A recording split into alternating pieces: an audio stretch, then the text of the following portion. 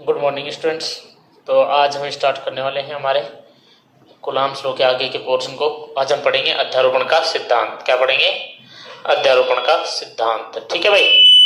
तो अध्यारोपण का सिद्धांत हम पढ़ने वाले हैं। मैंने आपको बताया था कि अध्यारोपण का सिद्धांत का मतलब होता है जब भी कहीं एक से ज्यादा वेक्टर ऐड हो रहे हो, कहीं भी एक से ज्यादा वेक्टर क्या हो रहे हो, ऐड हो रहे हो, जुड़ रहे हो, तो उस टाइम पे उन वेक्टर को जोड़ने का जो नियम होता है, उन वेक्टर को जोड़ने का जो नियम होता है, उन सदिशों को जोड़ने का जो नियम होता है, उस सदिश के नियम को ही हम कहते हैं अध्यारोपण का सिद्धांत। तो अध्यारोपण के सिद्धांत की बातें यहां तक आप लोगों को समझ में आ गई होगी कि अध्यारोपण का सिद्धांत है क्या। मैंने क्या कहा, दिमाग में बोझ नहीं डाले, बिल्कुल भी आप बिल्कुल लाइटली बात समझें कि जब भी दो या दो से अधिक सदिशों को जोड़ने की बात चल रही हो, तो जिस नियम के तहत इनको जोड़ा जाता है ना, वो नियम कहता है अध्यारोपण का सिद्धांत। अब हम किस सदिश को जोड़ रहे हैं, वो उसका अध्यारोपण का सिद्धांत बन जाता है। जैसे कि मैंने जोड़ा विस्थापन, तो मैं क्या कहूंगा, विस्थापन का अध्यारोपण का सिद्धांत। मैंने कहा वेग, तो वेग के अध्यारोपण का सिद्धांत। मैंने कहा विद्युत क्षेत्र, तो विद्युत क्षेत्र के अध्यारोपण का सिद्धांत। मैंने कहा बल, तो बल के अध्यारोपण का सिद्धांत। तो ये सारे नियम क्लियर है। तो आज हम पढ़ने वाले हैं बल के अध्यारोपण यानी कि स्थिर वैद्युत बल के अध्यारोपण के सिद्धांत को। स्थिर वैद्युत बल के अध्यारोपण के सिद्धांत को बहुत ही सिंपल सा सेगमेंट है, आराम से आपको समझ में आने वाला है कि क्या इसकी कहानी है। ठीक है, गौर से देखेंगे अच्छे इस चीजों को। एक बात बताइए, मान लो कि एक आवेश है Q1 और एक आवेश है Q2। ठीक भाई, इनके बीच में दूरी है R। दूरी कितनी है? R। अब इनके बीच में जो बल लग रहा है, वो बल किन किन बातों पर निर्भर कर रहा है? पहला तो दोनों के परिमाणों के गुणनफल के समानुपाती है। दूसरा इनके बीच की दूरी के वर्ग के व्युत्क्रमानुपाती। और तीसरा निर्भर कर रहा है माध्यम पर, कि भाई माध्यम निर्वात है या कोई माध्यम है। इन तीन चीजों पर डिपेंड कर रहा है। अगर ये तीन बदलेंगे, इन तीनों में से कुछ भी बदलता है, कुछ भी, चाहे माध्यम बदल जाए, दूरी बदल जाए या परिमाण बदल जाए, तो ही बल बदलेगा। इसके अलावा चाहे कुछ भी बदल जाए, कोई परिवर्तन आने वाला नहीं है, बल वही रहेगा। ये बात आपको समझ में आ गई, हमें समझ में आ गई सर अच्छे से, कि अगर बल बदलता है तो बल बदलने के लिए उत्तरदायी सिर्फ और सिर्फ आवेशों का परिमाण है, या फिर दूरी है, या फिर माध्यम है। चलिए बहुत अच्छा, इसी पे आज हम करते हैं अध्यारोपण के सिद्धांत को, ढंग से फील के साथ करेंगे। देखिए, मान लो कि एक आवेश है Q1 और दूसरा आवेश है माइनस का Q2। ये माइनस का है, इसका है माइनस का Q2। इनके बीच की दूरी है R12। कितनी है? R12। अब इनका अच्छा जीवन चल रहा था भाई साहब, इनके, अब देखो विपरीत प्रकृति के दिन में क्या होगी, दोस्ती की दुश्मनी। दोस्ती, बढ़िया जीवन चल रहा था, अच्छी दोस्ती चल रही थी, कोई परेशानी नहीं थी जीवन में, कोई थी परेशानी नहीं। इसने इसको दोस्ती दी, इसने इससे दोस्ती की। कितनी? F12 force on one due to two, और ये F21 force on two due to one, मतलब एक पर दो के कारण बल और दो पर एक के कारण बल। बढ़िया बल वाली दोस्ती चल रही थी, अच्छी बंधे हुए थे बल के बंधन में, बढ़िया जीवन चल रहा था, कोई समस्या नहीं थी, अच्छे दोस्त थे दोनों, एक प्लस था एक माइनस था, दोनों विपरीत प्रकृति के थे। इंसानों में भी होती है दोस्ती, इनकी भी दोस्ती थी, कोई समस्या नहीं। ठीक भाई, बहुत बढ़िया। अब क्या हुआ कि दिक्कत वहां आई जब इनके जीवन में कोई तीसरा आ गया, माइनस का Q3। कौन आ गया? माइनस का Q3, वही विपरीत प्रकृति का। इंसानों में तो बड़ी दिक्कत हो जाती है, लड़ाइयां हो जाती है, यहां ऐसी कोई दिक्कत नहीं। ठीक है, तो माइनस का Q3, माइनस का Q3 आ गए, बहुत बढ़िया भाई। अब मुझे बताओ कि इस माइनस Q3 ने इससे कहा कि क्या तुम मुझसे दोस्ती करोगे? इसने कहा बिल्कुल करेंगे। इसने कहा force on one due to three.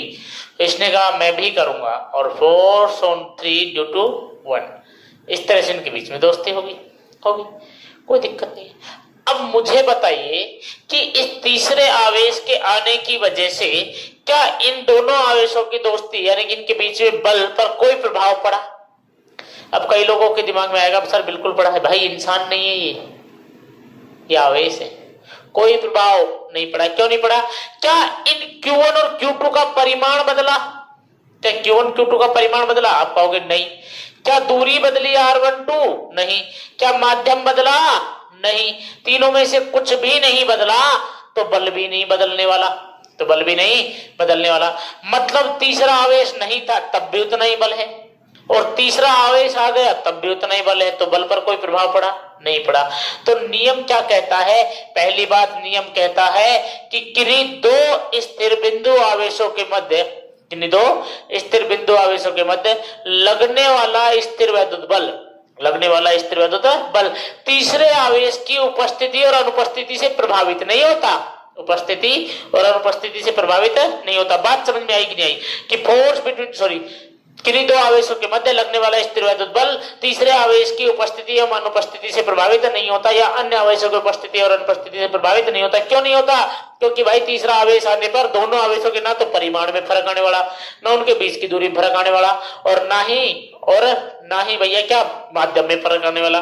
तो कुछ बदलेगा ही नहीं, तो बल भी नहीं बदलेगा। तो पहला स्टेटमेंट तो उसका यही है। बोलो बात समझ में आएगी नहीं आई? पहले स्टेटमेंट की बात क्लियर है?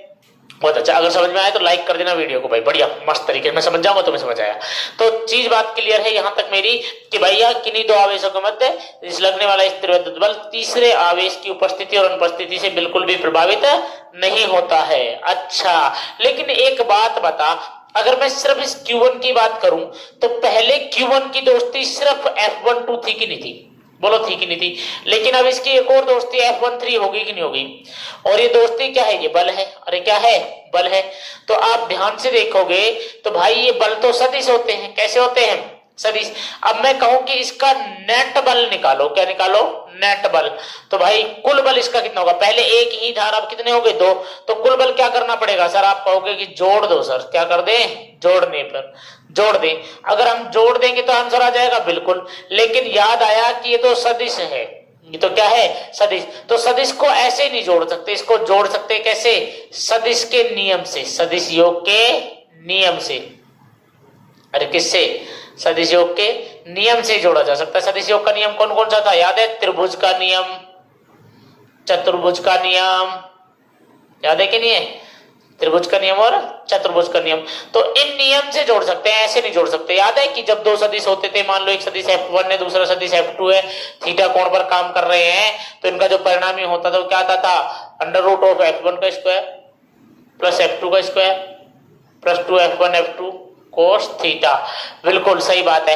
तो भाई जो बल है, अगर मैं इसका कुल बल निकालना चाहूं Q1 चार्ज का, तो क्या आएगा? इन सभी बलों का सदिश योग आएगा कि नहीं आएगा? जो भी जितने भी बल लग रहे हैं इन सभी बलों का क्या होगा? सदिश योग होगा कि नहीं होगा? तो आगे डेफिनेशन में क्या कहा? परंतु किसी एक स्थिर आवेश पर, जैसे इस पर देखा, तो परंतु किसी एक स्थिर आवेश पर कुल परिणामी बल, कुल परिणामी बल, उस पर लगने वाले कौन कौन से बल लग रहे हैं? F12 और F13। तो उस पर लगने वाले बलों का सदिश योग होगा, उन पर लगने वाले बलों का क्या होगा? सदिश योग। तो पूरा अध्यारोपण का सिद्धांत समझ में आया कि नहीं आया? अध्यारोपण का पूरा सिद्धांत क्या है? दो स्टेटमेंट में बटा हुआ है। पहला स्टेटमेंट क्या कहता है? कि किन्हीं दो स्थिर बिंदुवत आवेशों के मध्य लगने वाला स्थिर वैद्युत बल अन्य आवेशों की उपस्थिति एवं अनुपस्थिति से प्रभावित नहीं होता। दूसरी बात, किसी एक स्थिर आवेश पर परिणामी बल, किसी एक स्थिर आवेश पर परिणामी बल, उस पर लगने वाले सभी स्थिर वैद्युत बलों का सदिश योग होगा। उस पर लगने वाले सभी स्थिर वैद्युत बलों का क्या होगा? सदिश योग होगा। और निकाल कैसे सकते हैं? Under root of F1 square plus F2 square plus 2F1 F2 cos theta से। थीटा क्या होता है? जिन दो बलों के बीच, जिन दो बलों का योग करना चाह रहे हैं उनके बीच का कोण। बड़ो क्लियर है? तो चीजें यहां तक समझ में आई कि नहीं आई आप लोगों को? एक बार में हम दो ही बल ऐड कर सकते हैं, मैक्सिमम एक बार में कितने? दो ही बल ऐड कर सकते हैं इसी फॉर्मूले से। चलिए, तो ये हमारा अध्यारोपण का सिद्धांत था। अब इसकी थोड़ी सी जो बुक में जैसे एक डेरिवेशन चाहिए छोटी सी, वो हम कर लेते हैं। ठीक है भाई? देखिए कैसे करते हैं इसको। बहुत सिंपल चीज है, बहुत ही सिंपल चीज। चलिए देखिए,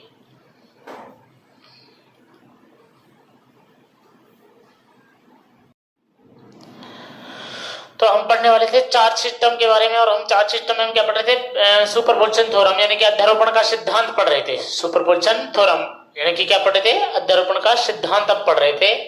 ठीक है भाई? तो ये क्या होता है? अध्यारोपण का सिद्धांत हम इस पे डिस्कस करने वाले हैं, सुपरपोजिशन थ्योरम पे डिस्कस करने वाले थे। तो थ्योरी मैंने आपको पढ़ाई दी थी, अब मैं आपको इसकी एक छोटा सा फॉर्मेट है जो मैथमेटिकली है, उसको हम थोड़ा सा प्रूफ करने वाले हैं या निकालने वाले। बाकी वो यूजफुल नहीं है, हमारे कभी काम नहीं आएगा, बस है सिलेबस में इसलिए हम कर रहे हैं। ठीक है, नाम से कभी एग्जाम में पूछा जाता है तो इससे रिलेटेड न्यूमेरिकल और कुछ नहीं। ठीक है भाई, तो देखिए कैसे है सुपरपोजिशन थ्योरम का ये। मान लो मैंने कहा कि मेरे पास एक चार्ज सिस्टम है, मेरे पास एक क्या है, चार्ज सिस्टम, यानी कि आवेश निकाय है। ये मेरे पास क्या है भैया, ये चार्ज सिस्टम है, आवेश निकाय। ठीक, अब इस चार्ज सिस्टम में मान लो स्मॉल n चार्ज है। कितने चार्ज हैं, n चार्ज। कितने चार्ज हैं, n चार्ज हमने कंसिडर कर रखे हैं, n चार्ज हमने इसमें मान रखे हैं। अब ये n चार्ज जो है वो कैसे हैं, वो n चार्ज जो है यहाँ के, वो n चार्ज हैं, उनकी पोजीशन कैसे है, इन n चार्ज की पोजीशन कैसे है, मैं थोड़ा सा आपको समझा रहा हूं, अच्छे समझना। n चार्ज है जो कुछ इस तरह से है कि जैसे पहला है Q नोड, फिर Q1, Q2, Q3 dash dash कितने हैं, Qn, और ये रखे हुए कहां पर है, इनकी पोजीशन है R node vector, R1 vector, R2 vector, R3 vector dash dash Rn vector में। देखिए पहला चार्ज मेरा Q नोड ये है जिसकी पोजीशन O बिंदु से, O पॉइंट से कितनी है, R0 वेक्टर है, R नोड वेक्टर है। दूसरा मेरा चार्ज कौन सा है, Q1 है, Q1 कहां पर है, O पॉइंट से R1 पोजीशन पे है, कितने पे है, R1। इसी तरह से कितना Q2, ये रहा मेरा Q2, ठीक है, और ये कितने पे है, R2 पे। इसी तरह से Q3 कितने पे है, R3, और इसी तरह से N कहां पर है, Rn। आप कहीं भी मान सकते हो, Q1, Q2, Q3 की Q1 किसी को भी आप आगे पीछे कहीं भी पॉइंट मान सकते हो। जैसा मैंने बनाया ऐसा बनाना जरूरी नहीं, आप कहीं भी मान सकते हो। ठीक है भाई, कहीं पर भी इसको मान सकते हो। जैसे हम तो मतलब जैसे मेरे चार्ज सिस्टम का समझो, जैसे मैंने यहाँ पे Q नोड माना, मैं यहाँ ना मान के मैं कहता मेरा ये Q नोड है, मैं कहता ये मेरा Q1 है, ये मेरा Q2 है, ये मेरा Q3 है, ये मेरा Qn है, तो कोई फर्क पड़ने वाला नहीं है, कोई फर्क पड़ने वाला नहीं है। बस इनकी ये पोजीशन हो जाएगी, ये Q1 की हो गई, ये Q2 की पोजीशन हो गई, ये Q3 की पोजीशन हो गई, ये Qn की पोजीशन हो गई। ये फोर्स लगना शुरू कैसे हुआ, ये ऐसे लगा, ये ऐसे लगा, ये ऐसे लगा, और ये ऐसे लगा। तो आप कहीं भी मान सकते हो, कोई फर्क पड़ने वाला नहीं है। ठीक है, अब अगर ये ऐसे है तो भाई इनके बीच में फोर्स भी लग रहा होगा। अब ये सारे Q1, Q2, Q3 ये मिलकर के, ये सारे चार्ज मिलकर के इस Q नोड पर फोर्स लगा रहे होंगे। इस Q नोड पर क्या लगा रहे होंगे, फोर्स। तो इस Q नोड पर हमें नेट फोर्स निकालना है। किस पर निकालना है, Q नोड पर। कैसे निकालेंगे, बहुत सिंपल।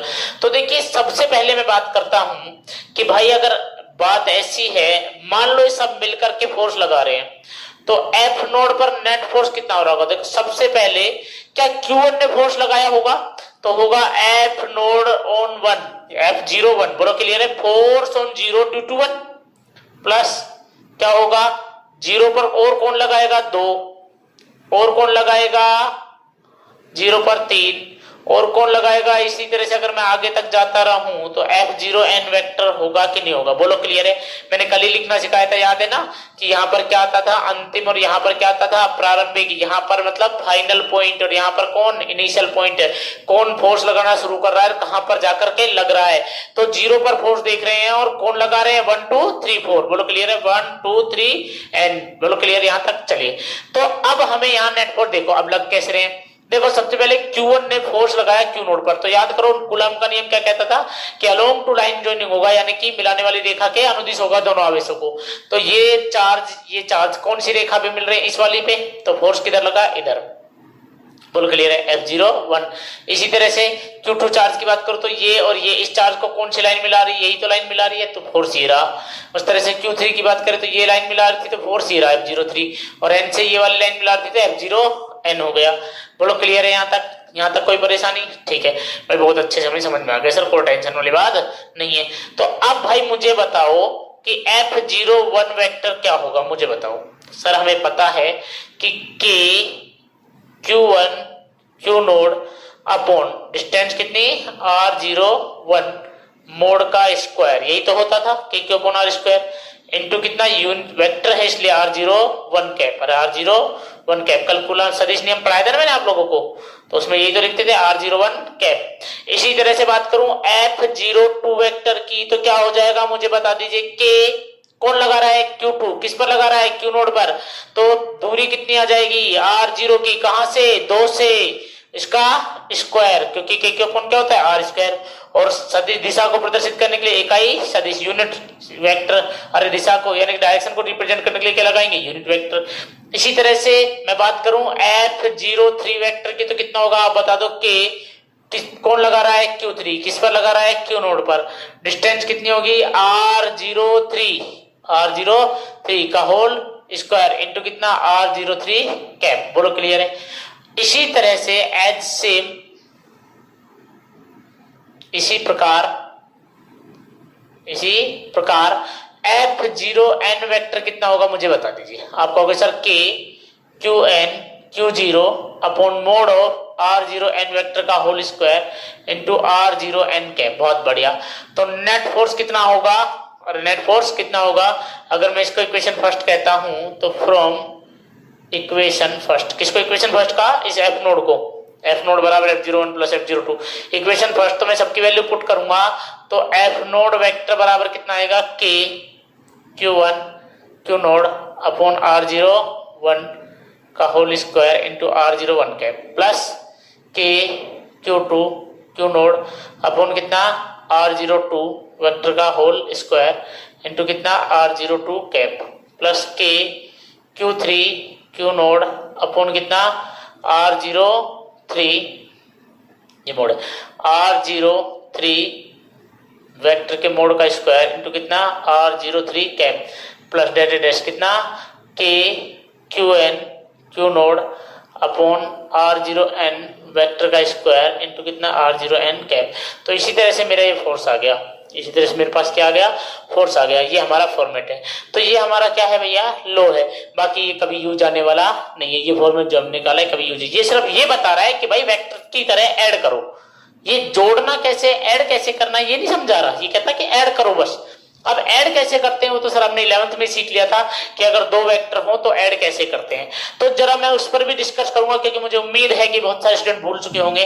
तो एक बार उस पर भी डिस्कस कर रहा हूं, और नेक्स्ट वीडियो में यानी कि कल की वीडियो में इस पर इतने शानदार क्वेश्चन करेंगे ना, आपको मजे आ जाएंगे। बहुत शानदार क्वेश्चन करने वाले हैं। तो अगली 2 वीडियो तक लगातार इसी पे क्वेश्चन करेंगे, बहुत बढ़िया बढ़िया चीजें पढ़ेंगे। तो देखिए क्या कहानी है इसकी। कुछ छोटी मोटी बातें मैं आज आपको बता रहा हूं वेक्टर की, उसको अच्छे से याद कर लें ताकि आप ये अच्छे से सीख पाए। ठीक है, तो वेक्टर से रिलेटेड कुछ बातें बता रहा हूं, ध्यान से सुनेंगे। कि भाई अगर 2 वेक्टर है, एक है F1 वेक्टर और दूसरा है F2 वेक्टर, मतलब बल है और इनके बीच में एंगल थीटा है, तो भाई इनका जो रिजल्टेंट आएगा ना F नेट, वो होगा under root of F1 square plus F2 square plus 2F1 F2 cos theta.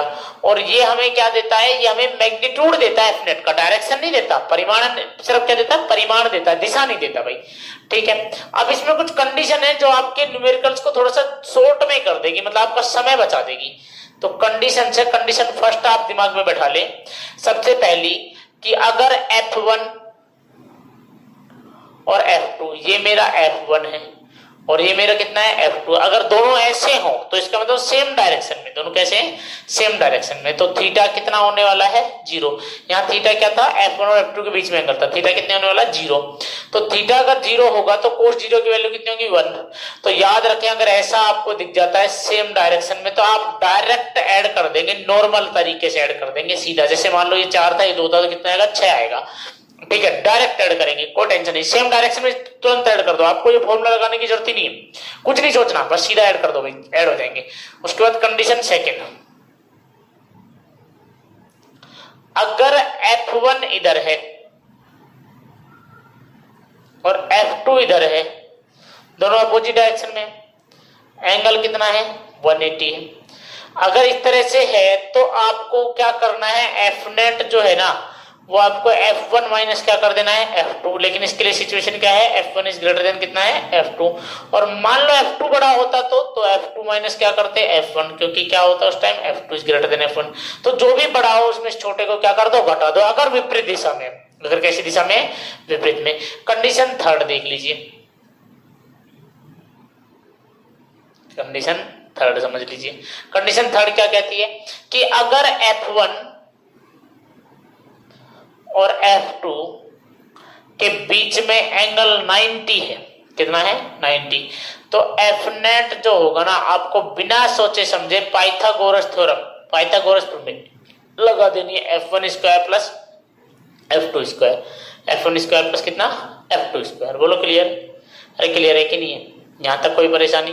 ठीक है भाई, बहुत अच्छा, यहां तक मेरे हिसाब से कोई समस्या होने वाली नहीं है। तो ये तीन चीजें आपको याद रखनी है, तीन कंडीशन, ये तीन कंडीशन आपको याद रखनी है, यहां तक कोई समस्या नहीं होनी चाहिए। ठीक है, क्लियर है? मिलते हैं नेक्स्ट वीडियो में, तब तक के लिए अपना ध्यान रखें, सुरक्षित रहें, घर पर रहें। ठीक है भाई, और वीडियो को ज्यादा से ज्यादा क्या करें, लाइक करें, शेयर करें, कमेंट करें और सब्सक्राइब करें। ठीक है भैया, चैनल को सब्सक्राइब करें, अपने सभी दोस्तों तक पहुंचाएं।